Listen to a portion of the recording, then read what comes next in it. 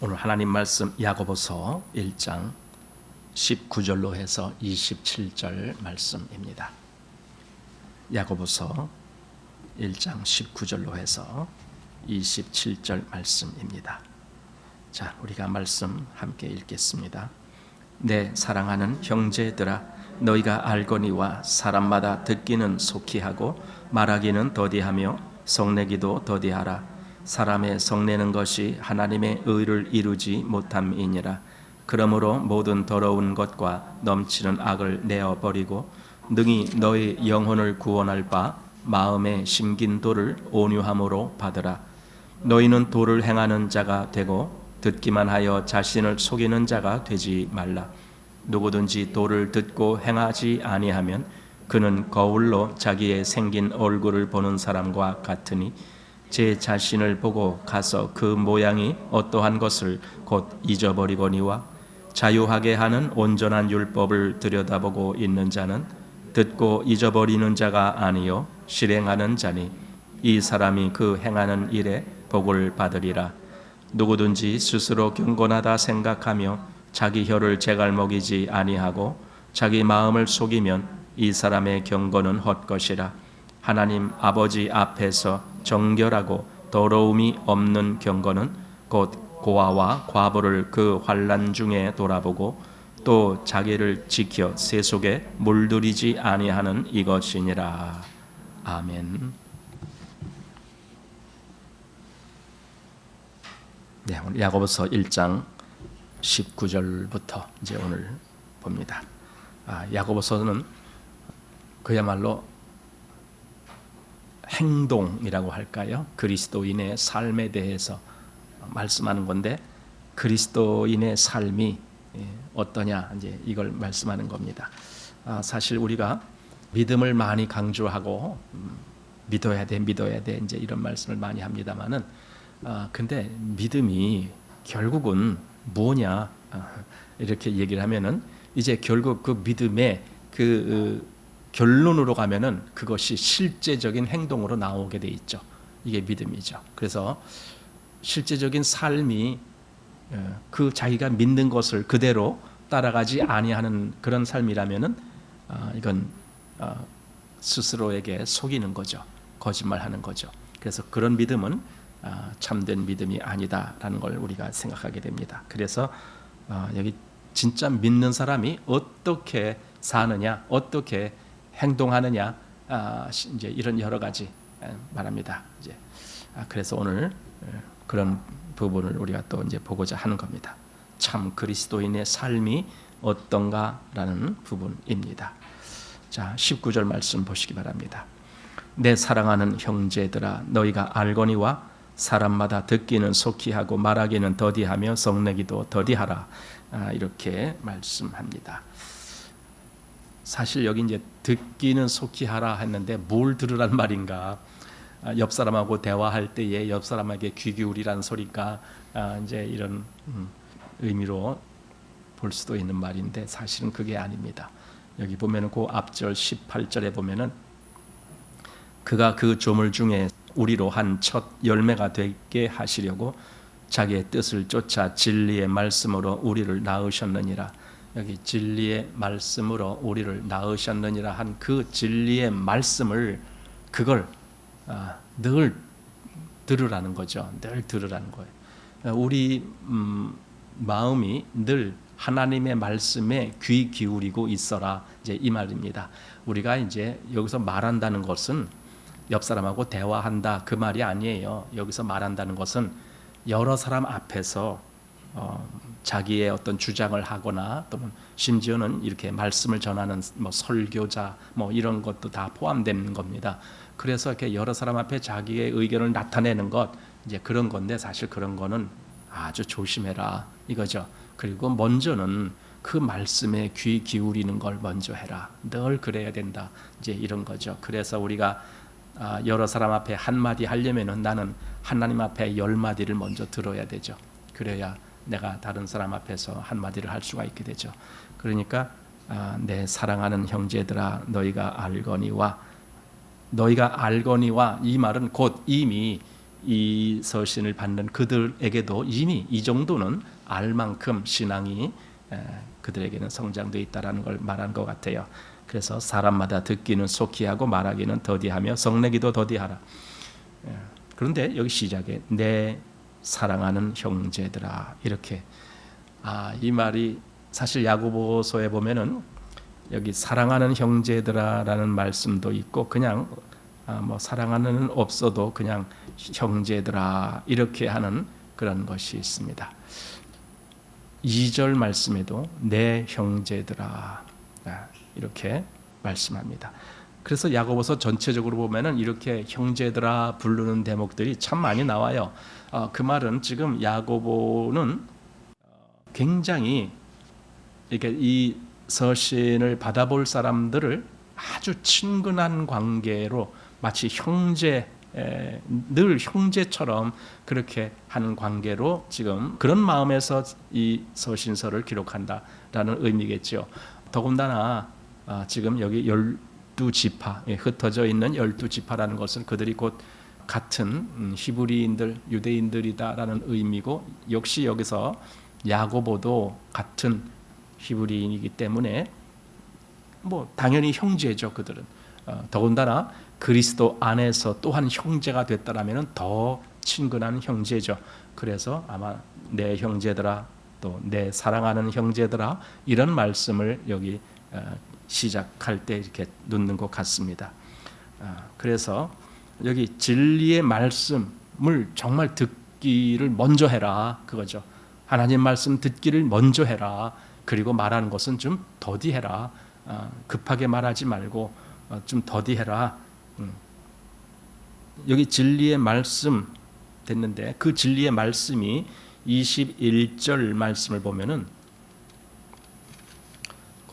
21절 뒷부분에 보면은 너희 영혼을 구원할 바 마음에 심긴 도, 이런 말씀이 있습니다.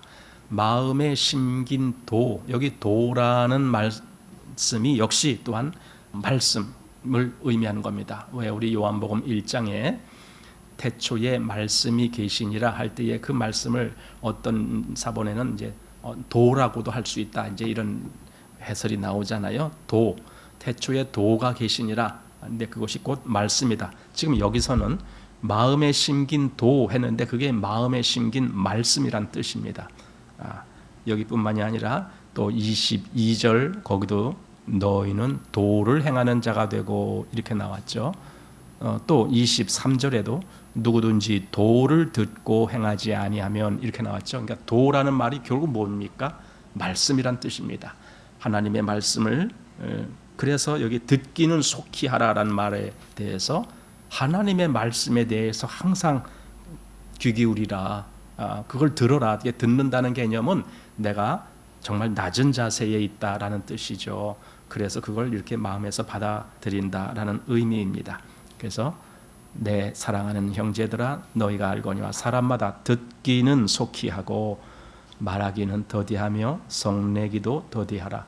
그래서 성낸다라는 말은 그 말씀을 뭔가 이렇게 반박하고 거역하고자 하는 그런 마음을 포함한 것 같아요.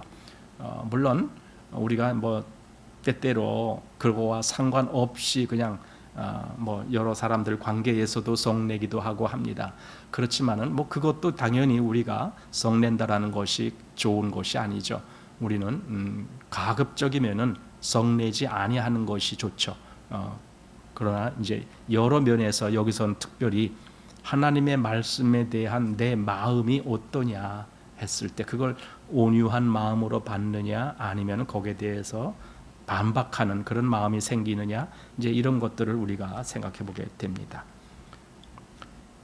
20절 말씀입니다. 사람의 성내는 것이 하나님의 의를 이루지 못함이니라. 그러니까 일단 성을 낸다라는 것은 하나님의 의를 이루지 못한다. 그 말이 무슨 말이냐 하면은 마태복음 6장 33절 말씀에 보면은 예수님이 너희는 먼저 그의 나라와 그의 의를 구하라. 그의 의를 구하라. 즉 하나님의 의를 구하라. 그 말은 그래서 구한다는 게 그거 주시옵소서가 아니잖아요. 그런 차원으로만 해석하면 안 되잖아요. 구한다라는 것은 내가 그것을 추구한다라는 겁니다. 나는 늘 하나님의 의를 쫓아간다 또는 그것을 성취하기 위해서 간다. 이제 이런 것들이 구하는 거죠. 그래서 그의 의를 구하라 했는데 만약에 우리가 여기 말씀대로 성을 낸다라면은 하나님의 의를 이루지 못한다. 그러니 하나님의 의를 추구하는 사람이라면 당연히 성내는 것을 더디해야 된다라는 거죠. 성내는 것이 하나님의 의를 이루지 못하니까. 그렇습니다. 자, 21절입니다. 그러므로 모든 더러운 것과 넘치는 악을 내어버리고 능히 너희 영혼을 구원할 바 마음에 심긴 도를 온유함으로 받으라. 그러니까 여기 이제 다시 반복해서 나온 겁니다. 마음에 심긴 도를 온유함으로 받으라. 그 말씀이 아까 19절에서 듣기는 속히 하고 이제 그 말과 연결되는 겁니다. 그래서 말씀에 늘 이렇게 듣는 자세, 온유함으로 받는 자세, 이것이 필요하다라는 겁니다. 근데 이제 여기서 또 한 가지 이제 우리가 보게 되는 것은 너희 영혼을 구원할 바 이렇게 되어 있습니다. 이것에 대해서 우리말 성경은 영혼이라고 되어 있는 단어가 참 애매하게 번역된 단어입니다. 우리 성경 읽다 보면은 영혼이라는 단어가 많이 나오는데 어떤 때는 그게 다른 것을 의미할 때가 있어요. 그래서 대개 보면은 영혼이라고 번역된 그것을 보면은 혼이라는 개념을 말할 때 영혼 이렇게 번역된 곳이 많습니다. 혼, 아니면 이제 영 이렇게 번역돼야 되는데 영은 아마 그래도 대부분 영이라고 번역되어 있습니다. 그런데 혼은 혼이라고 하지 않고 영혼 또 이렇게 말을 했습니다. 그래서 이걸 읽는 사람들이 조금 헷갈리기도 하는데 여기서도 마찬가지입니다. 너희 영혼을 구원할 바가 아니고 너희 혼을 구원할 바 이렇게 되어 있는 겁니다. 그러면은 이게 혼을 구원한다는 것은 무엇과 관계가 되어 있느냐 하면은 내 삶과 관계가 되어 있는 겁니다. 내가 최후의 심판을 안 받고 천국 간다. 그거는 아니에요. 지금 이 말이 그 말이 아니에요. 그러니까 내 혼을 구원한다라는 말은 내가 이 삶이 살아있는 삶을 산다 그 뜻이 되는 거예요. 그렇게 된다는 거예요. 그게 이제 정말 마음에 심긴 도를 온유함으로 받아야만이 그렇게 된다라는 거죠. 그런데 뭐 이걸 가지고 그럼 구원 받느냐 못 받느냐 이제 그것은 곧 내 최후의 그 심판대 앞에 가서 이제 거기서의 문제를 얘기하는 거잖아요. 여기다 그걸 대입해 놓으면 아주 말이 이상해집니다. 그럼 어떤 사람은 구원 받았다고도 그럼 도로 취소된단 말이냐 뭐 이렇게 돼 버립니다. 이상하잖아요. 왜냐하면은 지금 이 야고보가 형제들에게 즉 구원받은 성도들에게 보내는 서신인데 그런데 만약에 그들에게 너희가 잘못하면은 영혼 구원 못 받아 이런 식으로 해버리면은 참 이상해요. 그게 아니 어떻게 구원받았는데 또 그게 취소된단 말이냐 뭐 이렇게. 그런데 우리가 그리스도로 말미암아 믿음으로 우리가 의롭다함을 얻고 죄사함을 얻고 영원한 하늘나라를 기업으로 이미 그렇게 작정된 구원은 그건 바뀌질 않아요. 바뀔 수가 없어요. 그래서 여기서 지금 말하는 이 구원이라는 여기 혼, 즉 너희 영혼을 구원할 바 했는데 이 혼을 구원한다는 것은 그 혼이 살아야 그의 삶이 살아난다 그 뜻이에요. 왜냐하면 그렇지 아니하면 이 혼이 죽어 있을 때에는 육신을 따라가잖아요. 영을 따라가는 것이 아니라 육신을 따라가면 그 삶이 죽은 삶이에요. 계속 죽은 삶이 되기 때문에 그것은 하나님의 기뻐하심이 될 수가 없죠. 그래서 여기 혼, 너희 영혼을 구원할 바 이것이 혼이다라는 개념입니다. 베드로전서 1장 9절 말씀에도 거기도 같은 말씀이 나오는데 믿음의 결국 영혼의 구원을 받음이라 이렇게 되어 있는데 거기서도 영혼이 그것이 혼을 이야기하는 겁니다. 믿음의 결국 그러니까 아니 믿음의 결국 하면서 그 모든 믿음의 생활 그 최후에 가서 거기 가서 구원받는다 이제 이렇게 하는 것이 아니라 그 믿음의 결국은 내 혼이 살아서 살아있는 삶을 산다, 이렇게 보아야 되는데 우리말에는 그냥 그것을 영혼하니까 잘 구별이 안 가도록 그렇게 되어 있어요. 우리 지난번에도 그 말씀에 대해서 로마서 8장에서 보았잖아요. 거기 13절에 보면은 영으로서 몸의 행실을 죽이면 살리니, 이런 말씀이 있었거든요. 영으로서 몸의 행실을 죽이면 살리니, 그게 뭐가 산다는 거냐? 제가 그때 한번 말씀드린 적이 있잖아요. 그게 바로 우리 혼이 산다라는 거다라는 거죠. 혼이 죽은 삶이 아니고 살아있는 삶을 산다라는 그런 말씀이었다라고 그때 이야기 나눴습니다. 자, 그래서 22절 말씀, 너희는 도를 행하는 자가 되고 듣기만 하여 자신을 속이는 자가 되지 말라. 자, 그 또 나온 겁니다. 이게 먼저 듣는 자세가 된 사람이 도를 행하게 된다. 그냥 듣기만 하고 행하지 아니하는 것하고 듣고 행하는 것하고는 이건 완전히 다른 거다. 그래서 야고보가 계속 그 말을 강조하는 겁니다. 정말 너가 도를 들었느냐? 도를 마음에, 여기 마음에 심긴 도 했는데 너가 네 마음에 그 심긴 도가 있느냐?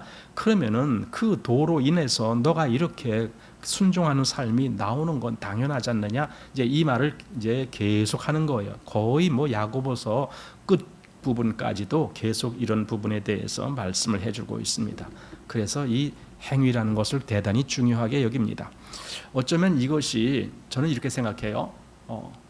율법주의에 사로잡혀 있다가 그 율법주의에서 복음으로 말미암아 자유함을 얻은 사람들, 즉 이렇게 이게 법에 의해서 이것도 해야 되고 저것도 해야 되고 그게 아니라 그리스도 예수 안에서 내가 정말 자유함을 얻은 자이구나. 어느 날 이렇게 이제 우리가 믿고 자유함을 얻잖아요. 근데 이런 사람들의 약점이 있어요. 그게 뭐냐면요, 행함에 대해서는 생각 안 하려고 하는 약점이에요. 왜냐면 내가 구원받았어. 여기에만 이제 치중하는 거죠. 구원받았어. 그러니까 그 율법적인 생각에 매여 있던 사람이 어느 날 구원받았을 때 그 생각이 강해요. 나는 이제 자유야 하면서 그 말씀을 따라가고 그 말씀을 따라서 순종하고 그 행위를 하는 그 부분은 아주 약하게 나오는 경우가 있습니다. 근데 야고보가 볼 때에도 그 흩어져 있는 12지파가 원래 그 12지파들이 다 뭐했던 사람들이냐면 율법주의자들이었습니다. 그러니까 율법의 그 의무적인 법에 매여서 늘 그렇게 이렇게 저렇게 막 거기에 이렇게 매여 있던 사람이 어느 날 그리스도의 복음으로 말미암아 아이고 그게 아니라 우리가 자유를 얻은 자네, 이렇게 딱 바뀐 다음에 그들이 얼른 생각하기 쉬운 것이 뭐냐면은 완전히 순종하고 사는 이런 것보다는 그냥 자유롭게 살려고 하는 거네. 그냥 구원은 그냥 마음속에서 내 영이 구원받고 내 마음속에서 구원받았으면 됐지, 이렇게 하고 그냥 자유하려고 하는 그런 마음이 생기기가 쉬워요. 이게 율법주의에 있었던 사람이 자유함을 얻었을 때에 보편적으로 갈 수 있는 위험성입니다. 그런데 여기 이제 그게 아니다. 너희는 도를 행하는 자가 되고 듣기만 하여 자신을 속이는 자가 되지 말라. 그러니까 듣기만 하고 행하지 아니하는 사람은 결국은 자기 자신을 속이는 거예요. 내가 도를 믿었어, 내가 도를 알았어, 내가 도를 내 마음에 품었어. 그랬는데도 행하지 아니하는 것은 그 사람은 자기 스스로가 거짓말한 거잖아요. 그러니까 자기를 속이는 자가 되는 거죠. 너희는 도를 행하는 자가 되고 듣기만 하여 자신을 속이는 자가 되지 말라. 그 히브리서 우리가 지난번에 할 때 11장에 보면은 11장 2절에 거기 11장 1절부터 보면은 믿음은 바라는 것들의 실상이요 보지 못하는 것들의 증거니 선진들이 이로써 증거를 얻었느니라 했을 때에 선진들이 이로써 증거를 얻었단 말이 뭐냐 했을 때 그 선진들이 실제적으로 그 믿었다라는 것이 그들의 삶을 통해서 드러났다, 그 뜻이거든요. 증거를 나타냈다. 저 사람이 진짜 믿은 사람이구나 하는 그런 증거들을 나타냈다라는 거예요. 그래서 증거를 얻었느니라. 그러면서 그 다음에 곧 자는 이제 뭐 아벨은 뭐 어떤 믿음으로 아벨은 뭐 더 나은 뭐 뭘 어떻게 하고 뭐 이렇게 하면서 이제 나가기 시작하는 거 아닙니까? 그러니까 그들이 실제적으로 그들의 삶에서 그 믿음이 곧 그들의 행함까지 그대로 연결이 돼서 순종하는 삶이 나왔다라는 것이 증거가 된 거예요. 그래서 증거를 얻었느니라 이렇게 말하는 거거든요. 그러니까 만약에 그렇지 못하면은 여기 말한 대로 그냥 자신을 속이는 자가 되는 거지요. 속이는 자. 나 믿어요, 나 믿어요. 그런데 그 말씀을 순종치 못하는 사람은 그냥 속이는 겁니다. 그래서 지금 여기 우리가 19절부터 보는데 19절에서 21절까지는 말씀을 듣는 것을 강조한다라면은 너는 듣기를 먼저 하고 말하기를 더디하라. 이게 듣는 것을 강조했다라면은 지금 22절부터는 그 들은 그대로 행하라라는 거죠. 왜냐하면 너가 그렇게 믿었으니까. 너가 그렇게 믿었다라는 것은 곧 그렇게 행하라라는 겁니다. 즉 한마디로 그 너가 들은 그 말씀을 저버리지 말아라. 그 말씀을 떠나지 말아라. 그 말씀을 인내로 붙잡아라. 뭐 이런 말씀이 되는 거죠. 그것이 22절부터 25절까지 이어진 말씀입니다. 자, 그래서 23절 말씀, 누구든지 도를 듣고 행하지 아니하면 그는 거울로 자기의 생긴 얼굴을 보는 사람과 같으니 제 자신을 보고 가서 그 모양의 어떠한 것을 곧 잊어버리거니와. 거울을 보는 거에 비교를 합니다. 그 당시 거울은 귀하죠. 귀해서 뭐 우리 지금 생활은 어디 가나 다 거울들, 뭐 화장실에만 들어가도 거울 있고 뭐 다 하지만은 옛날에는 그러질 못하죠. 그리고 옛날 거울이라는 것은 지금과 같이 유리 거울이 아니에요. 옛날에는 그냥 동판 뭐 이런데 주로 동판을 아주 매끄럽게 이렇게 만들어서 그러면 이렇게 반사가 되거든요. 그래서 그걸 거울로 쓰죠. 그리고 또 이제 좀 부유한 사람의 경우는 그 동판에다가 은을 맺기를 하는 거죠. 그래서 더 반사가 잘 되게 이게 은을 아주 매끄럽게 발라 놓으면은 지금 거울 아마 비슷할 겁니다. 요즘은 그 매끄러운 무슨 뭐 저 스텐 같은 거 이렇게 비춰보면 얼굴 살짝 보이잖아요. 이제 그게 이제 은과 비슷한 건데 은이 그렇게 이제 반사가 잘 될 겁니다. 어쨌든 그렇게 하고, 그리고 아주 귀한 집은 뭐 왕족이나 뭐 이런 데는 금으로도 이제 만들어요. 금으로 이렇게 한쪽은 아주 매끄럽게 하고 이 뒤에는 또 각종 그 무늬를 새겨 넣어서 굉장히 이게 보물이죠. 그래서 어디 박물관 같은 데 가면은 옛날 그 거울 그런 유물이 있거든요. 그런 거 보면은 이 뒤에 이 무슨 뭐 새긴 문양들 그걸 이렇게 전시를 해놨어. 근데 아니 저게 왜 거울이야? 이렇게 했는데 사실은 그 반대편에가 매끄럽게 이렇게 거울 하는데 그걸 보는 거예요. 근데 그걸 보면은 가뜩이나 이게 제대로 보이질 않고 좀 흐릿하게 보이는데, 그나마 봤다가 이제 그만두고 이제 저쪽 가면은 내 얼굴에 어디가 뭐가 묻었는지 이게 정확하게 이게 기억이 안 나는 거잖아요. 조금 더 시간이 지나면은 나중에는 다 잊어먹은 거죠. 그래서 자기 얼굴에 아까 뭐 거무스름한 게 묻었는데 어쩌는데 다 몰라요. 마치 우리가 말씀을 듣고 그것을 행하지 아니하는 사람이 이 사람과 똑같다. 자기 얼굴을 보고 저쪽 가서 다 잊어먹은 거와 똑같다. 그러면은 그게 뭐냐 이거죠. 그게 무슨 의미가 있느냐 이거죠.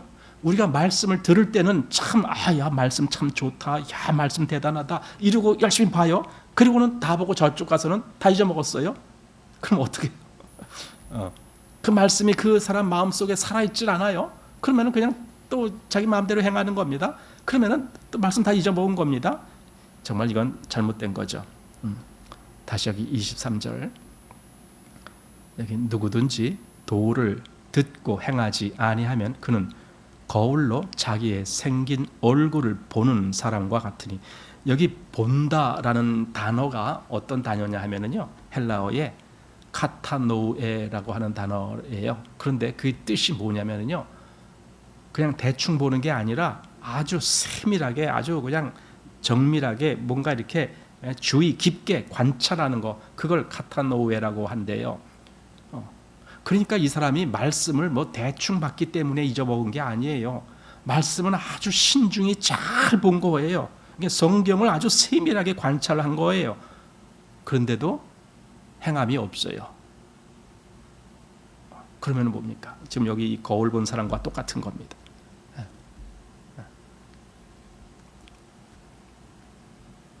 제 자신을 보고 가서 그 모양이 어떠한 것을 곧 잊어버리거니와, 이런 사람이 있습니다. 잊어버리는 사람이 있습니다. 여기 23, 24절이 바로 그런 사람입니다. 그런데요, 우리가 주목할 것은 그게 아닙니다. 25절입니다. 자유하게 하는 온전한 율법을 들여다보고 있는 자는 듣고 잊어버리는 자가 아니요 실행하는 자니 이 사람이 그 행하는 일에 복을 받으리라. 여기 자유하게 하는 온전한 율법을 이렇게 되어 있습니다. 참 이렇게 말한 것이 좀 의미가 있다라고 봅니다. 야고보가 물론 유대인이고 또 이 글을 받아보는 사람들도 다 유대인이기 때문에 그래서 율법이다라고 말한 것이 아닙니다. 의도적으로 일부러 그런 율법이라는 개념을 여기다 넣은 겁니다. 물론 이제 우리는 이걸 정확하게 구별한다는 것은 힘듭니다만은 율법과 우리가 일반적으로 사용하는 법이라고 하는 단어입니다. 그걸 구별하기가 힘듭니다. 왜냐하면은 헬라어에 보면은 노모스라고 하는 단어인데 그게 어떤 때는 율법, 그러니까 구약 시대에 갖고 있었던 율법을 말할 때도 노모스 이렇게 얘기를 하고, 그게 아니라 세상에 있는 법, 세상에 뭐 나라가 있고 통치할 때 그때 법, 그것도 역시 똑같이 노모스 그럽니다. 그래서 이게 도대체 뭘 말하는 거냐, 이걸 구별한다는 것이 매우 힘듭니다. 그런데 우리말로 번역할 때에 이게 뭘 번역한 거냐, 영어도요 힘들어요. 사실은 영어도 율법을 말할 때도 LAW, 그래서 law 이러거든요. LAW. 율법을 말할 때도 law, 그리고 그냥 세상 법을 말할 때도 law, 그리고 우리 뭐 law school 그러잖아요. 그 법 공부하려고 해서 나중에 뭐 검사가 되든 뭐가 되든 하는 사람들 그 공부하는 게 그겁니다. law. 똑같습니다. 그러니까 어떤 때 율법으로 번역하고 어떤 때 그냥 법으로 번역하느냐, 이건 매우 어려운 겁니다. 어쩌면 여기서 자유하게 하는 온전한 율법을 들여다보고 있는 자는 할 때에 여기 율법이라고 번역했는데 이걸 그냥 법이라고 번역했으면 더 좋지 않았을까라고도 생각을 해봤습니다. 물론 그렇게 하면 더 확실하게 구별되는 뭔가가 있을 것 같습니다. 그러나 사실은 율법이라고 번역해도 여기서만큼은 그것이 의미가 있겠다라는 생각이 듭니다. 왜냐하면 지금 유대인들 때문에 그렇습니다. 이 글을 쓰고 또는 이 글을 받아볼 사람들이 다 유대인이기 때문에 그렇습니다. 그들은 율법이라고 말을 했을 때 그 율법이 뭘 의미하는지를 금방 알게 됩니다. 왜냐하면 율법은요 반드시 그렇게 행해야 되는 거예요. 율법은 반드시 행해야 돼요. 그러니까 우리에게는 모세로 말미암아 전해준 율법이 아니고 그리스도로 말미암아 우리에게 온 새로운 법이 있어. 그게 여기서 말한 대로 자유하게 하는 온전한 법이야 그게. 그런데 그걸 율법이라고 말한 거예요. 자유하게 하는 온전한 율법. 왜냐하면 이 법도 역시 그대로 행해야 되는 법이기 때문에 그렇다, 이렇게 지금 말씀하는 겁니다. 물론 이것은 자유하게 하는 법입니다. 그래서 강제력이 있는 게 아닙니다. 뭐 자기가 싫으면 관둬도 됩니다.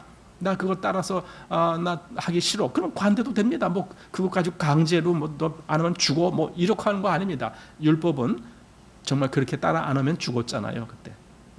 뭐 안식일을 거룩히 지키라. 그런데 안식일 날 나무 해온 어떤 사람이 있습니다. 그 사람을 뭐 어떻게 했어요? 돌로 쳐 죽이라 그랬잖아요. 근데 지금은 누가 그렇게 하지 않아야 한다고 해서 뭐 돌로 쳐 죽이라 그럽니까? 아니죠. 그냥 놔둬요 그냥. 물론 순종하지 아니하는 사람에게는 또 그만큼의 손해가 나는 것이 있겠죠. 어쨌든 그렇더라도 강제적으로 하는 건 아닙니다. 그래서 이것을 자유하게 하는 온전한 법, 제가 왜 이걸 자꾸 말씀드리냐면은 킹제임스 버전을 한글로 번역한 한글 킹제임스 성경이라는 것이 있는데 거기는 그냥 법이라고 번역이 되어 있어요. 자유하게 하는 온전한 법 이렇게 되어 있습니다. 근데 우리말 성경에는 율법 이렇게 해석이 되어 있습니다. 그래서 저는 처음에는 법이라고 해석했으면 더 좋았을 걸 했다가도 그 생각을 해보는 거예요. 지금 이 말씀을 듣는 사람들이 바로 유대인이고 히브리인들이다. 그들은 율법이라는 말을 딱 해줘야 금방 알아차리는 사람들이다 라는 거죠. 그래서 자유하게 하는 온전한 율법 뭐 이렇게도 할 수 있겠다라는 겁니다. 왜 자유하게 하는 법이라고 했느냐? 당연히 우리를 자유롭게 했으니까 자유하게 하는 법이죠. 그것은 곧 하나님의 은혜의 복음의 말씀을 이야기하는 거죠. 그 말씀이 나를 자유롭게 했잖아요. 그게 어디서부터 자유롭게 했습니까? 모든 나를 억압하는 권세에서 자유롭게 했습니다. 그것은 죄로부터 자유 또는 심판으로부터의 자유 또는 그것뿐만이 아니라 율법으로부터의 자유도 우리에게 주신 겁니다. 이런 자유의 법, 사망의 법에서부터 자유롭게 하는 것, 이런 모든 것을 다 우리에게 이루어지게 한 것이 복음의 말씀입니다. 그러니 그것은 우리를 자유케 하는 온전한 율법이다 이렇게 말을 했습니다. 자, 여기서 이제 온전한 율법이라는 말씀에 대해서도 한번 더 보겠습니다. 온전한 것이다. 무엇을 가지고 온전한 것이다라고 말을 하느냐? 구약의 모세의 율법을 온전하다라고 말할 수는 없습니다. 성경 여러 곳에서 그것은 온전한 것이 아니다라는 말씀을 해주고 있기 때문에 그렇습니다. 로마서 8장 3절 말씀에 보면은 율법이 육신으로 말미암아 연약하여 할 수 없는 그것을 하나님은 하시나니 그래요. 그럼 율법이 육신으로 말미암아라는 이걸 이렇게 가로로 씌워서 해놓고면은 율법이 결국은 연약하여 이렇게 되는 겁니다. 율법이 이런 이유로 연약하여 할 수 없는 그것 이렇게 되는 겁니다. 그러니까 율법은 한마디로 능력이 부족한 거예요. 어떤 능력이 부족하느냐? 사람을 온전케 할 수 있는 능력이 율법에는 없는 거예요. 그래서 율법은 부족한 거예요. 물론 율법에도 하나님의 뜻을 나타내고 여러 가지 유익된 면도 있지만 그러나 율법은 결국은 사람을 온전케 해주지 못하는 겁니다. 그러니까 부족한 겁니다. 그래서 율법이 육신으로 말미암아 연약하여 할 수 없는 그것을 하나님은 하시나니 이렇게 했습니다. 또 히브리서 7장 19절 말씀 보면은 율법은 아무것도 온전케 못할지라 이런 말씀이 있습니다. 온전케 못하는 거예요. 아무것도. 그러니까 율법이 우리를 온전케 해줄 수 없다 그 말입니다. 율법은 아무것도 온전케 못한다. 그러면은 온전한 율법은 뭐냐 했을 때 그게 바로 그리스도의 법 곧 복음이다라는 거죠. 복음이 우리를 온전케 한다라는 겁니다. 그래서 한번 우리 율법과 복음의 그 비교를 한번 해보면은 갈라디아서 3장 23절에 보면은 율법은 우리를 결박하는 거예요. 구속하는 거예요.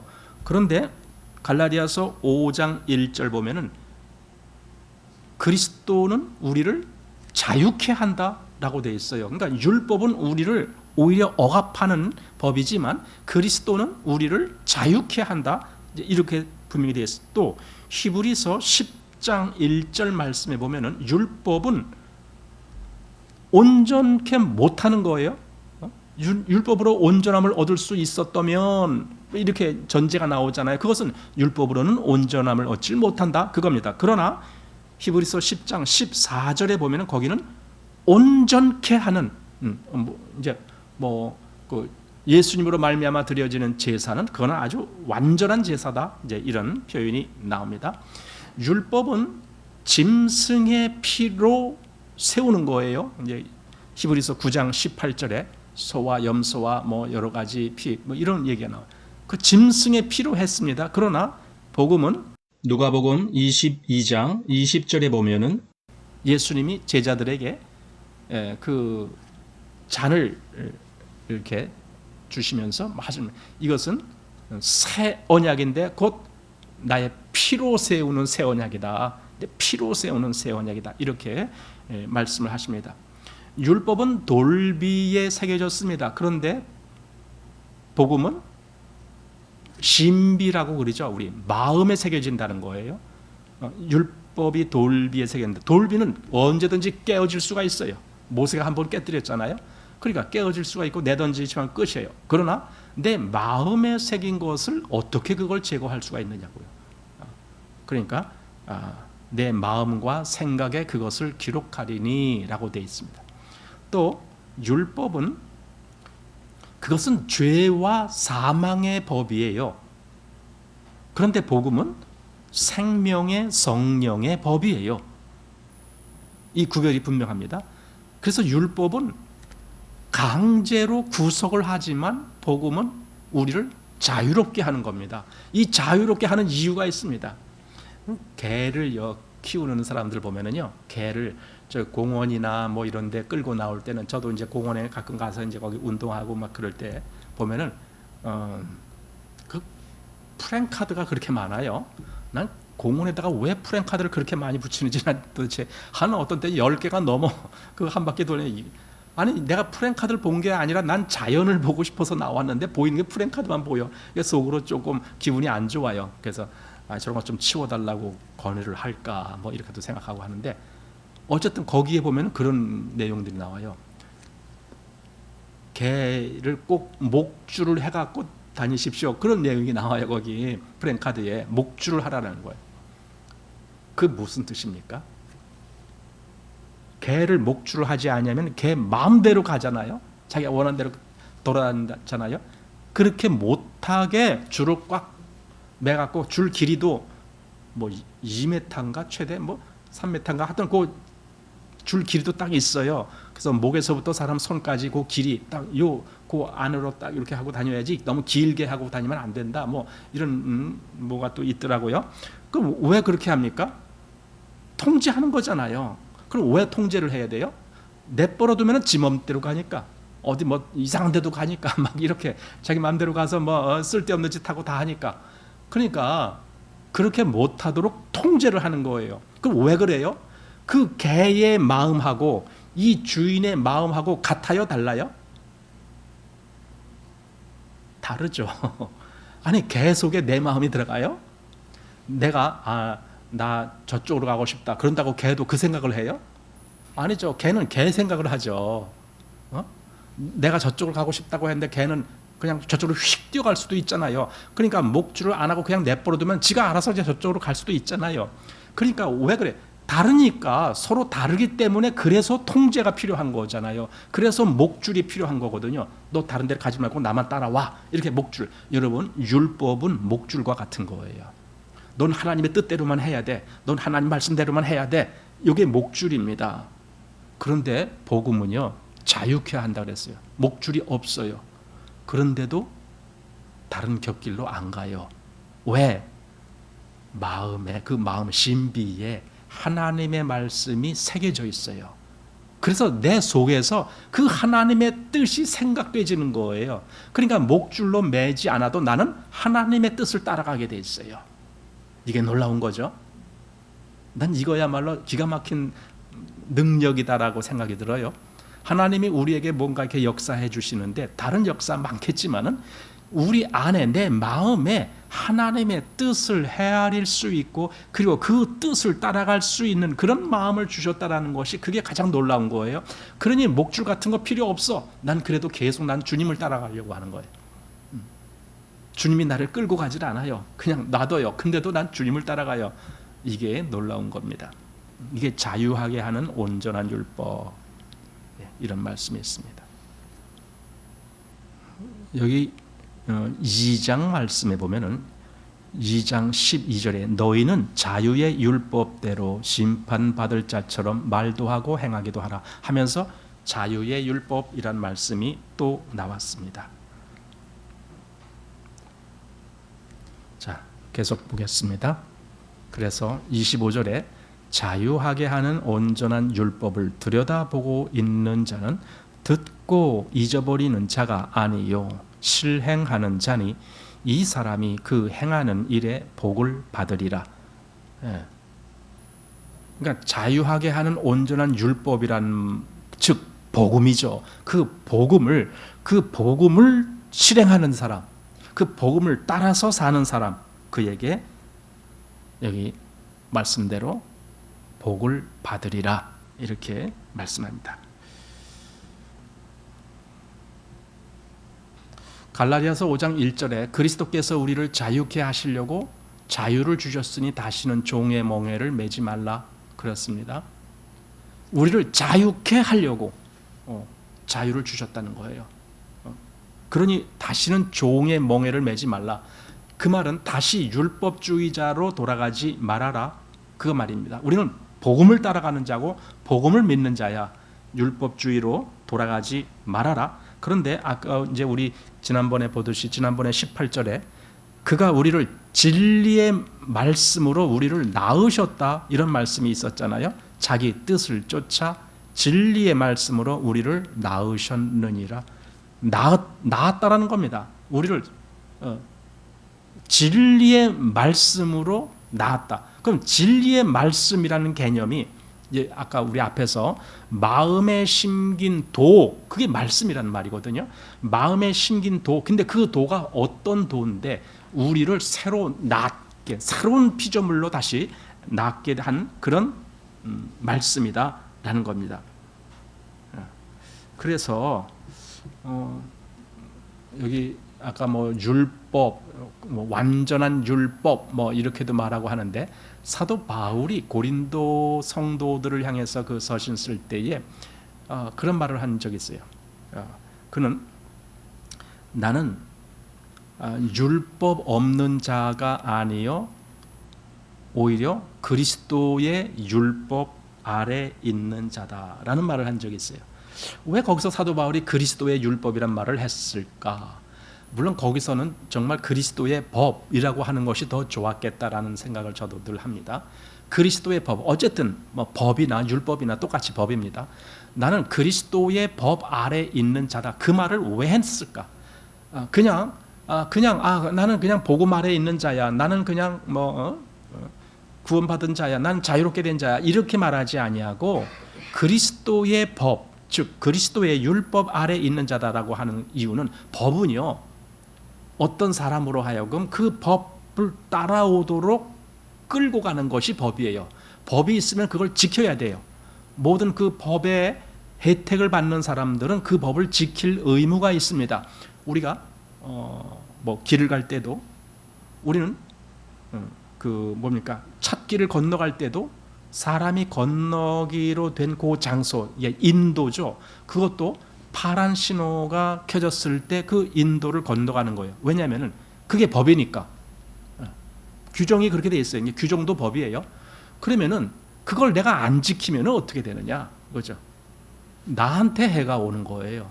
내가 파란불이 아니고 빨간불일 때 그냥 내 마음대로 뛰어들어가다가는 언제든지 사고가 나고 그것이 곧 나에게 피해가 되는 거죠. 그리스도의 법이라는 것이 일종의 그런 겁니다. 우리를 그 안에서 그 법에 따라서 갈 때 정말 나를 안전하게 만들어주지만 내가 그 법을 쫓기를 거부하고 순종하기를 거부하고 할 때는 내가 안전하게 보호를 받지 못하죠. 그래서 사도 바울이 나는 그리스도의 율법 아래 있다라고 말하는 그런 의미 속에 그런 걸 생각해 보게 됩니다. 자, 26절입니다. 누구든지 스스로 경건하다 생각하며 자기 혀를 제갈먹이지 아니하고 자기 마음을 속이면 이 사람의 경건은 헛것이라. 이제 스스로 경건하다 생각하고 나는 경건한 사람이야. 경건이란 말은 하나님께 대한 경외심을 말하는 거예요. 그게 경건입니다. 하나님을 향한 경외심, 하나님을 두려워하고 섬기는 것, 그게 경건입니다. 그래서 여기 이제 경건이라는 단어가 우리 말에는 경건하면은 여기저기서 우리는 성경에서 경건이란 말을 찾아볼 수가 있지만은 헬라어에는 thres코스라는 단어인데 이 단어는 성경 전체에서 여기만 나오는 단어래요. 여기만. 성경학자들이 그래요. 제가 다 뭐 뒤져보지 못했지만은 그 여기만 나오는 단어이기 때문에 그건 특별한 단어다. 일반적으로 우리가 보통 아는 경건 이런 의미보다도 여기 야고보서에서 말하고자 하는 그런 특별한 의미가 있다. 그냥 누구든지 자기 스스로를 경건하다 생각하면서 자기 혀를 제갈 먹이지 아니하면, 그러면 여기서 이 말이 앞에서 그 말과 연결이 되는 거죠. 앞에서 뭐냐면은 너희는 듣기는 속히 하고 말하기는 더디하라. 그 말한다는 개념과 여기 혀라는 개념이 같이 연결되는 거거든요. 그러니까 함부로 너무 쉽게 말을 하지 말고 통제하라 이겁니다. 통제하라.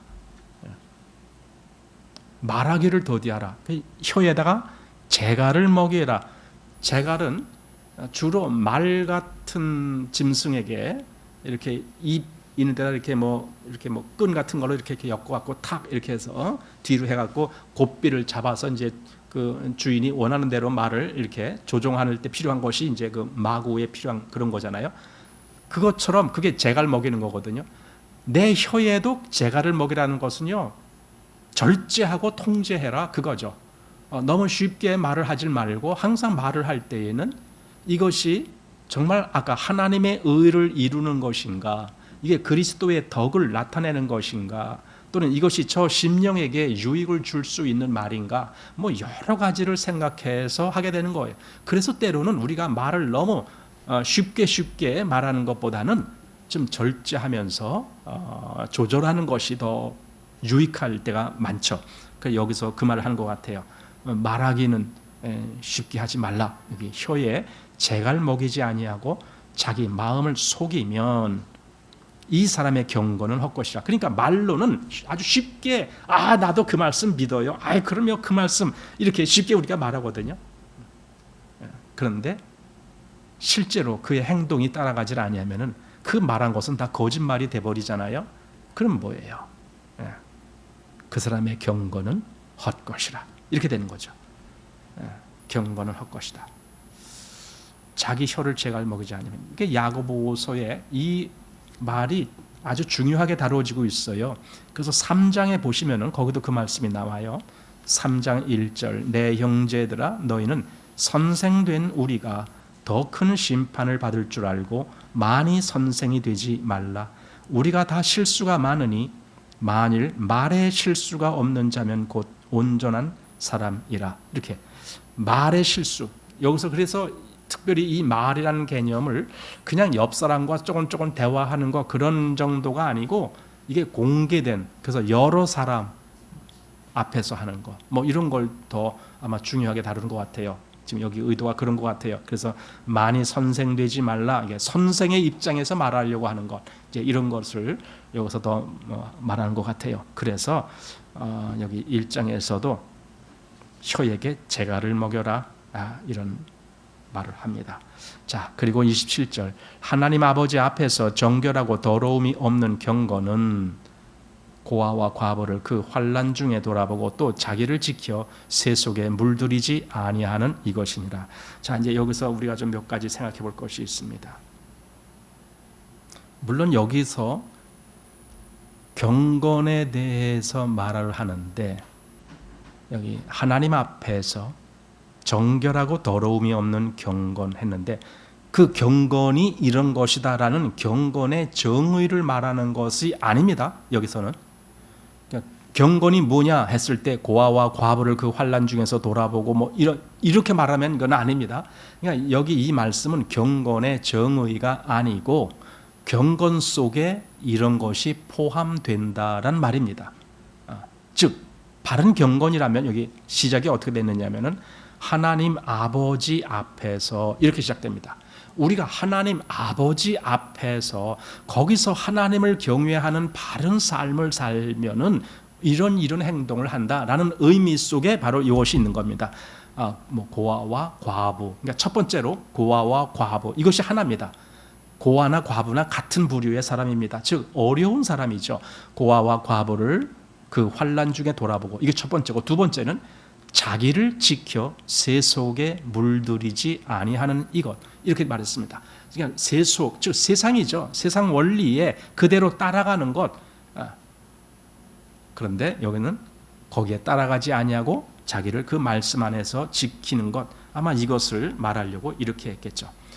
물론 이제 고아와 과부라고 이야기했지만 사실 고아와 과부뿐이겠습니까? 어려운 것을 여기서 표현한다면 그 대표자가 고아와 과부지, 실제적으로는 뭐 나그네 된 자, 이 앞에서 이미 봤잖아요. 나그네 또는 뭐 병든 자, 뭐 어디에 갇혀 있는 자, 뭐 이런 사람들 다 돌보고 같이 마음속에 그들을 헤아리는 거죠. 누가복음 14장에 보면은 예수님이 이제 그런 말씀을 해요. 어떤 사람을 초대할 때, 너희가 점심이나 저녁이나 어떤 사람을 초대할 때 뭐 벗이나 형제나 또는 뭐 부한 이웃이나 뭐 이런 사람들을 청하지 말고 그렇죠? 그럼 누구를 청하느냐? 가난한 자들, 또 뭐 병든 자들, 또 뭐 다리 저는 자들, 이런 사람들을 청하라, 이런 말씀이 있거든요. 그 말씀과 같은 말씀이잖아요. 여기 고아와 과부를 환난 중에 돌아본단 말이에요. 그럼 왜 그런 사람들을 하느냐 할 때 예수님이 그때 무슨 말씀을 하냐면요, 그래야 우리가 베푼 것을 저들이 갚질 못한다는 거예요. 그들이 갚으면은 내가 도로 베푼 것이 다 도로 원상태로 회복이 된 거잖아요. 근데 저들이 갚질 못해야, 그래야 내가 하나님으로부터 갚음을 받는다, 그 뜻 아닙니까? 그때 말한 것이.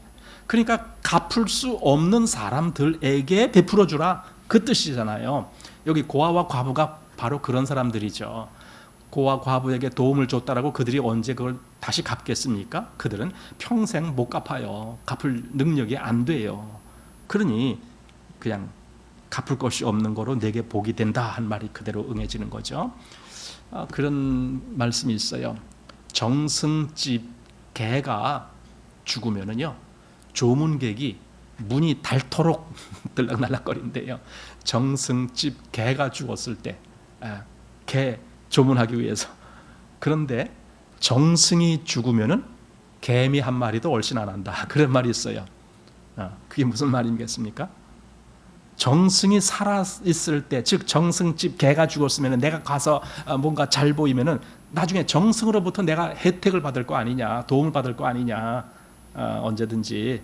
그런데 정승이 죽어버리면은 가서 조문해봐야 뭐해? 정승이 날 도울 수도 없잖아. 지금 그거 아닙니까? 그러니까 세상 원리는 그 도움을 받을 수 있는지를 빨리 그걸 헤아려서 도움 받을 수 있을 때, 그때 넌 가서 뭐 하고 다 해. 그러나 도움 받지 못할 거면 아예 포기해버려. 이게 세상 원리예요. 그러나 하나님은 그게 아니에요. 반대예요.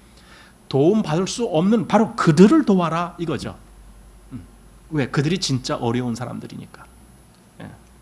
갚을 수 없는 그들을.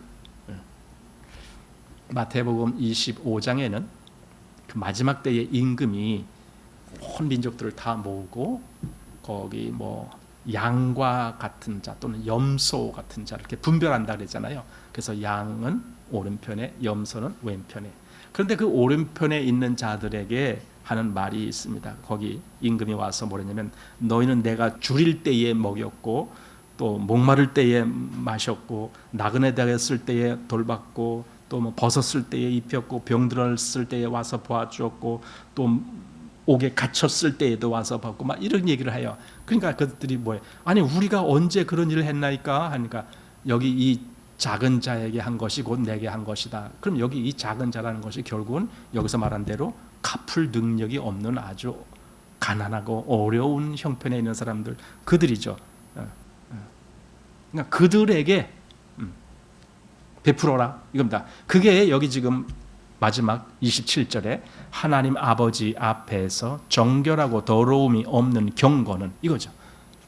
고아와 과부를 그 환난 중에 돌아보고 또 자기를 지켜 세속에 물들이지 아니하는 이것이, 이게 경건이다. 즉 실제적으로 여기서 이제 고아와 과부라고 말했지만은 이건 어디까지나 교회 성도들 속에 있는 사람들을 의미한다라고 보아야 됩니다.